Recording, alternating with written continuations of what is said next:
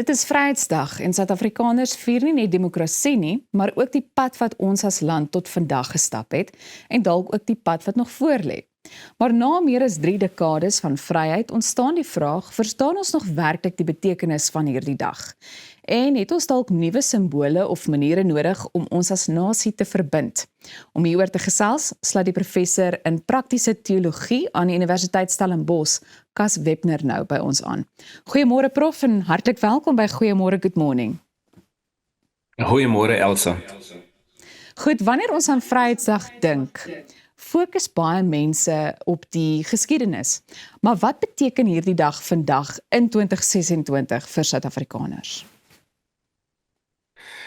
Ek kan sommer dadelik aan 'n paar dinge dink wat dit beteken in ons eie dag en die geskiedenis is een daarvan. In die eerste plek dink ek is belangrik dat ons onthou op Vryheidsdag en dat ons onthou wat ons onthou. Ons onthou 'n baie spesifieke dag en gebeurtenis, 27 April 1994, en dat dit die eerste dag in ons geskiedenis was wat alle mense bo 18 kon gestem het. Met ander woorde, dis 'n massiewe oorgang wat gemaak is van eeue se kolonialisme, dekades se apartheid. En ek dink is baie belangrik om net terug te gaan na die geskiedenis en dit te onthou. Maar ek wil by sê, ons doen dit op 'n baie spesifieke wyse. Dis 'n onthou wat ons herdenking kan noem. Met ander woorde, wanneer dit herdenking is, soos op Vryheidsdag, dan onthou jy iets uit die verlede in die hede en so kan ek amper sê, verander jou toekoms. Dis om iets lewendig te hou. Jy het gesê ek's 'n teoloog, so ek kan hierso die voorbeeld noem van die Pasga, van die Israeliete wat na slawerny uittog gemaak het en tot in ons eie dag het hulle hierdie viering van 'n Pasga en dit hou dinge lewendig sodat hulle kan onthou wat gebeur het en soos wat hulle hierdie viering doen, vorm dit hulle. Nog iets wat ek wil bysê hierso is, dis belangrik in ons eie dag want dit vorm ons identiteit en dit vorm ons ook as 'n nasie. Ons kan praat van groepskohesie, soos wat ons dit vier en die wyse wat ons dit vier, vorm dit ons in wie ons is en wie ons besig is om te word. Goed, jy het al voorheen geskryf dat ons dalk nuwe simbole as land nodig het. Wat bedoel jy daarmee en hoekom is simbole so belangrik? Kyk, 'n simbool is eintlik, enige iets kan 'n simbool word. 'n Simbool kan 'n reuk wees, 'n voorwerp, 'n handeling, maar dit verwys na iets dieper wat daar agter lê.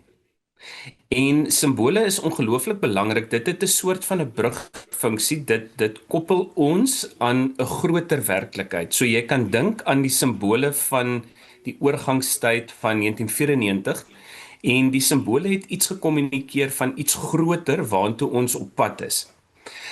Maar ek het gesê enigiets kan 'n simbool word. Neem byvoorbeeld water. Water is 'n pragtige simbool van dorsles, van reiniging, van afwassing, maar water het ook 'n ander kant. Dit is ook vloede, dis ook verdrinking, dis ook die dood. Nou sê nou maar ons nasionale simbool in Suid-Afrika was water gewees vir 'n droë land en dit vertel vir ons iets van hoe nodig dit is vir ons landbou. En dan ewe skielik tref 'n tsunami Suid-Afrika. Die simboliek van water het dan oornag geskuif en ek is dan onseker of water nog simboliseer wat dit vir ons moet simboliseer en wat daai simbool dan ook doen vir ons. Met ander woorde, ek dink dis baie belangrik om van tyd tot tyd te vra, is die simbole wat jy het nog die simbole wat jy moet hê, of is dit dalk tyd om nog 'n ronde te gaan dink oor wat is die mees gepaste simbole en of daai simbool nog doen wat hy moet doen. So kortweg. Ja, en ons het nou so 'n bietjie meer as 2 minute oor, maar ek moet by hierdie volgende vraag uitkom. Dink jy Suid-Afrika se na 1994 identiteit is steeds besig om gevorm te word? Absoluut. Ek sal so kort as moontlik probeer antwoord. Ek dink ons is op 'n reis, op 'n baie lang reis. En ek sal graag daai reis vergelyk met die bekende fases van die sterwensproses waar daar ontkenning, woede, depressie, al daai goed is. Daai reis behels dat iets wat was, letterlik moet doodgaan en dat dit nie meer daar moet wees nie, sodat ons kan uitkom by iets heeltemal nuut wat opstaan. So ek dink definitief ons het nog 'n lang pad. Daar's 'n klomp mense wat sê ag nee, wat ek sien meer lus hiervoor nie. Maar ek dink dis ongelooflik belangrik dat ons inkoop en besef, jy weet, hierdie pad is nog 'n lang pad wat gestap moet word. Goed, nou het ons so 'n minuut oor. As ons praat of verwys na nuwe simbole, hoe lyk dit prakties?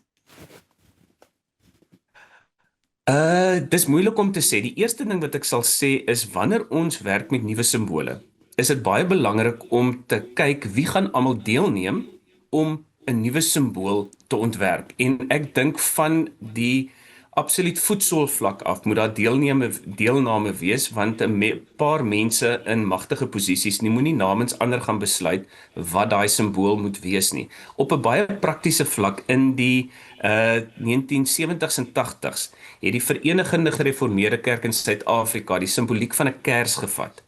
En om daai kers het hulle doringdraad gedraai en dit op die nagmaalstafel gevat. So 'n klassieke simbool, nê, het hulle net iets klein mee gedoen en dit in die konteks, die moeilike politieke konteks verbeeld.